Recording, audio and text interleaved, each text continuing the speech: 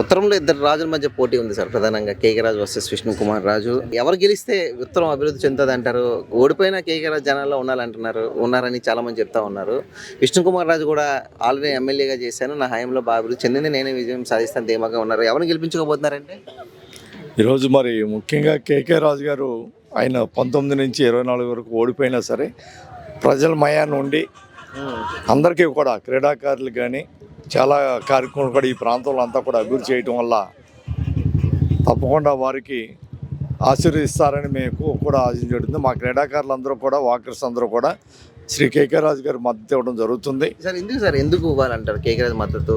అంటే జనాల్లో ఉంటే గెలిపించాలని ఏమైనా ఉందంటారా, లేకపోతే వ్యక్తిగతంగా ఎలాంటి వ్యక్తి, ఎలా అందుబాటులో ఉంటారు ప్రజలకి, ఏం చేశారు ఇక్కడ ఆయన వ్యక్తిగతంగా మరి 5 సంవత్సరాలు కూడా ఓడిపోయినా సరే ప్రజల్లో ఉండి అనేక సంక్షేమాలకు పేదలకు కానీ క్రీడాకారులు కానీ అందరూ కూడా అందించడం వల్లే అతను గెలిపించడానికి ప్రజలందరూ కూడా సిద్ధంగా ఉన్నారు. ముఖ్యంగా క్రీడాకారులు అందరూ కూడా సిద్ధంగా ఉండి వారు గెలుపు తథ్యం. గెలుస్తారంటారా సార్? గెలుపు తథ్యం. విష్ణు కుమార్ రాజు కానీ బెస్ట్ అంటారు ఆయన. మరి విష్ణు కుమార్ రాజు ఆయన 5 సంవత్సరాల్లో కూడా ఎమ్మెల్యేగా ఉన్నా సరే ఎవరిని ఎక్కడ కూడా పట్టించుకోలేదు. ఊరికేదో కాలయాపన జరిగింది తప్ప ఎక్కడ కూడా వార్డులు కానీ క్రీడాకారులు కానీ ఎక్కడ కూడా పట్టించుకోకపోవడం వల్లే ఈరోజు ముఖ్యంగా కేకే రాజు గారు ఆయన ఓడిపోయినా సరే ప్రజల్లో ఉండి ఈ కార్యక్రమాన్ని చేయడం వల్లే వారికి ఎక్కువ మద్దతు ఇవ్వడం జరుగుతుంది. రాజులు పోటీ చేస్తారు తెలుసా? అవును సార్. ఎవరండి? విష్ణు కుమార్ రాజు గారు, కేకే రాజు గారు. ఎవరు గెలుస్తారంటారు నార్త్ లో? ఎవరు మీ టైలర్స్ ఓట్లు ఎవరికి వేస్తారు ఈసారి? మేము టైలరింగ్ జగన్కి వేస్తామండి. అభ్యర్థిని బట్టి కాదు సార్, జగన్కి వేస్తామండి. మా అమ్మాయి జగన్, ఎందుకంటే ఆయన వల్ల మేము లబ్ధి పొందామండి. మా పాప ఏమో పెద్ద పాప బిఎస్సీ నర్సు సార్. కరోనా ముందేమో హిమ్స్ హాస్పిటల్లో తీసుకెళ్లారండి.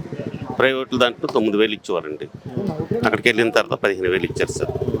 కరోనా అయిపోయిన తర్వాత మా పాప కూడా రూపాయి ఖర్చు లేకుండా ఉద్యోగం వచ్చింది సార్. ఇప్పుడు 42,000 ఇస్తున్నారు సార్. తర్వాత మా మనవరాలు ఉంది సార్. మా మనవరాలకు అమ్మ కూడా వస్తుంది సార్. మా ఆవిడకి చెయ్యోత పథకం వస్తుంది సార్. నాకు టైలరింగ్ 10,000 పడుతుంది సార్. ఈ నా 5 సంవత్సరాలు 40,000 పడ్డది సార్. అందువల్ల మేము లబ్ధి పొందాం. ఆనాడు రాజశేఖర్ టైంలో వైట్ కార్డు వచ్చింది సార్. చంద్రబాబు టైంలో మాకు white card, NT Ramarao time వచ్చినప్పుడు ఈయన తీసేశారండి. ఈయన ఇక్కడి నుంచి మేము కలెక్టర్ ఆఫీస్ తిరిగేవాళ్ళమండి. 6 కిలోమీటర్లు అండి. ఎండతో తిరిగేవాళ్ళమండి వైట్ కార్డు కోసం. కొన్ని సంవత్సరాలు తిరిగాం సార్. మరి రాలేదు సార్, రెడ్ కార్డే వచ్చింది. అందువల్ల రాజశేఖర్ వచ్చిన తర్వాత ప్రతి వ్యక్తికి కూడా లబ్ధి పొందే వాళ్ళకి అందరికీ వచ్చేసారు. అంటే ఆ మేలు కేకే రాజు గారు సార్. ఆయన ఎలాంటి వ్యక్తి అండి కేకే రాజు? కేకే రాజు గారు ఓడిపోయిన ప్రజల్లో ఉన్నారు సార్. ప్రజల్లో పనిచేస్తారండి. ప్రజలకి ఏ ఆప్తన్నా కరెక్ట్గా వస్తారండి. ఏ అవసరమైనా తీరుస్తారండి. ఆయనకి ఎందుకు ఓటిగారంటారు కేకే రాజు? కేకే రాజు గారికి అండి మంచి వ్యక్తి అండి.